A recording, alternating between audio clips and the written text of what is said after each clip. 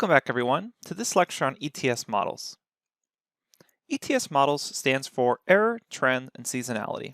And this general term, ETS models, actually stands for quite a wide variety of different models, models including exponential smoothing, trend methods models, and ETS decomposition. And in this particular lecture, we're actually going to look at ETS decomposition. However, we will work with several of these different types of models within the stats models library. So keep in mind, ETS models, that is a generalized term, and in this lecture, we're looking at ETS decomposition, which is a specific use case of an ETS model. So stats models provides a seasonal decomposition tool that we can use to separate out the different components of a time series. There can be a seasonality component, an error component, and a trend component. So we've already seen a very simplistic example of this in the previous lecture, Introduction to Stats Models, with the Hodrick-Prescott filter. So ETS models will take each of those terms for smoothing, and then it may add them, multiply them, or even just leave some of them out. And based off the key factors, depending on the model, it can create a generalized model that fits our data. And in this lecture, we're just going to try to explore what these actual components, E, T, and S, are. So we're looking at time series decomposition with ETS, that is error, trend, and seasonality. And visualizing the data based off its ETS is a good way to build an understanding of the general behavior of the time series. So we'll be looking at an ETS decomposition of a classic dataset known as the airline passengers dataset. And it shows the thousands of passengers flying per month from the years 1949 to late 1960. And we can see lots of different things going on with this time series. We can see that there's actually a general trend upwards, so that's the trend component. And there's two different types of trends. There can be a linear trend, or there can be an exponential trend. And that can be either downwards or upwards here. And this one's a little hard to tell, but it looks like it could be slightly exponential. And because this is hard to tell from the raw data set, it would be nice to be able to just separate out the trend component. Essentially be able to see, like on average, how is the trend going? Is it going in a straight linear upward curve, or is it exponential? And the reason it's hard to tell from the raw data here is because we can see there's also seasonality to the data set. We can see that based on the month of the year, there tends to be fluctuations that are repeating. And that's because if you take a closer look at the data set, you'll notice that there's peak travel during summer months because kids have summer vacations or people take their vacation when the weather is nice. And that's why we get these sort of peaks in travel. And we can also see repetitive peaks for holidays as well. So we can see that there's seasonality as the years repeat, as well as some sort of general trend in the upwards direction. Now what we can do is perform ETS decomposition.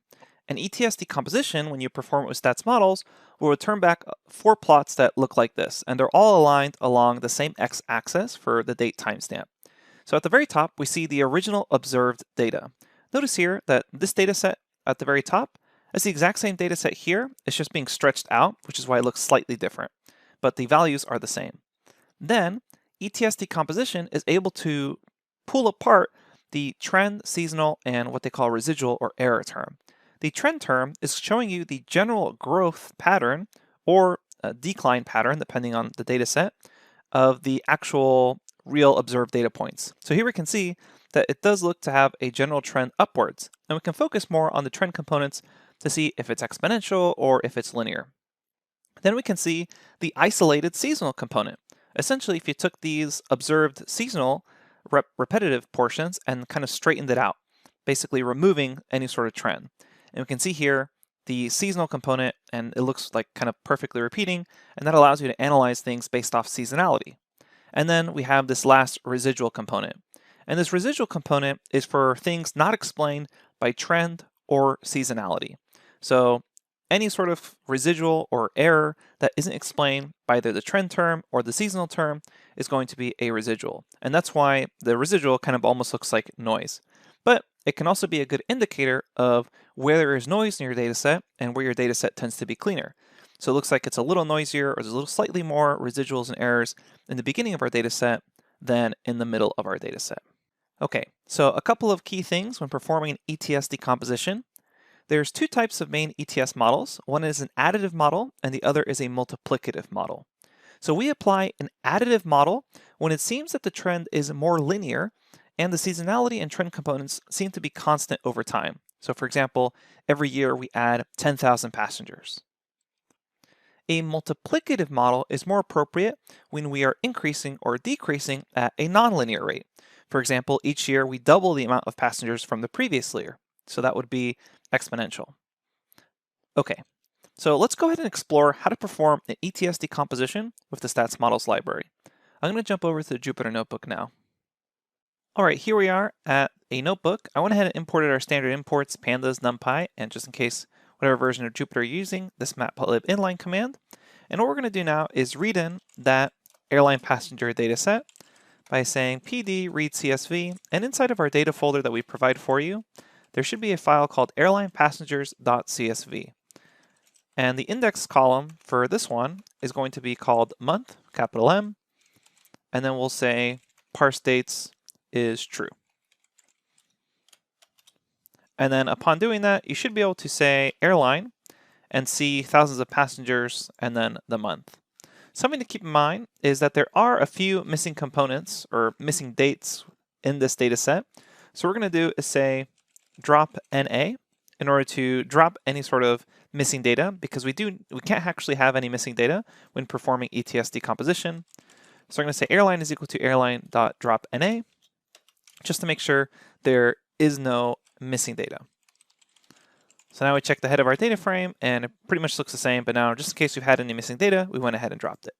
Okay, so let's go ahead and plot this out.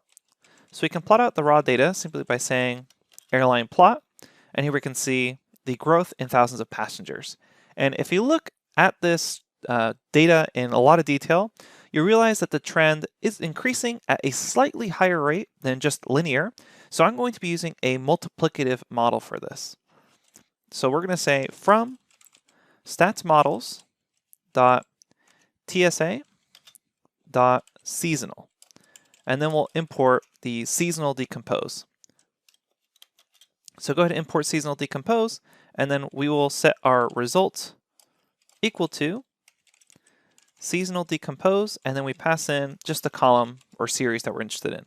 So in this case, it's thousands of passengers. I'm just using tab to autocomplete. And then I specify my model additive or multiplicative by saying either additive or multiplicative here. So in this case, we'll say multiplicative. Check your spelling on this. Sometimes it's easy to mess this up. Multiplicative. Okay. So let's go ahead and run this. Make sure we didn't commit any typos. So there's our results. And if you take a look at your result by itself, it's this kind of specialized decompose result object. And you can do tab here, and it'll actually report back the individual components. So if you're looking at just the trend component and you want those data points, the very first few won't be available to you, but once it has enough to gather a trend, you'll see those actual raw values. So you can grab any of these by themselves. So you can also grab the seasonal component and it'll give you the values that plotted out for that, as well as the residual component with the resids. Okay, so there are our results, but let's go ahead and plot the results. And we can do this by simply saying result.plot. Run that, and you'll see the plot here. Now, for some versions of Jupyter, if you don't have a semicolon there, sometimes it will print it out twice. That has to do with the way that the plot is both printed and returned using stats models. So if you're getting both of these kind of double output, go ahead and just put a semicolon. Okay, the last thing I want to mention is that we can see here, this plot is actually pretty small. So there's a couple different ways of making this plot larger. I think the easiest way is just setting your default RC params for your notebook. And those are essentially your plotting parameters.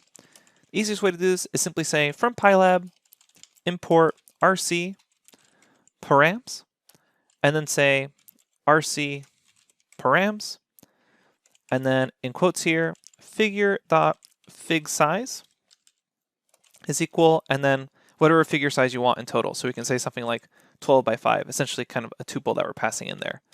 So when you plot that, it will make everything here 12 by 5. So that's one easy way to make this plot look a little nicer and a little larger. Now, if you wanted to, you could also plot out the plots individually. You could say trend, and that's a series, so then you can start plotting it with pandas and then set the fig size like that. So keep that in mind. You have lots of options. Okay, so that's it for this particular lecture.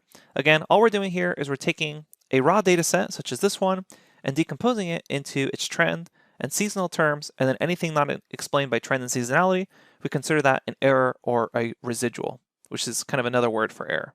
Okay, so that's it for this lecture. We'll see you at the next one.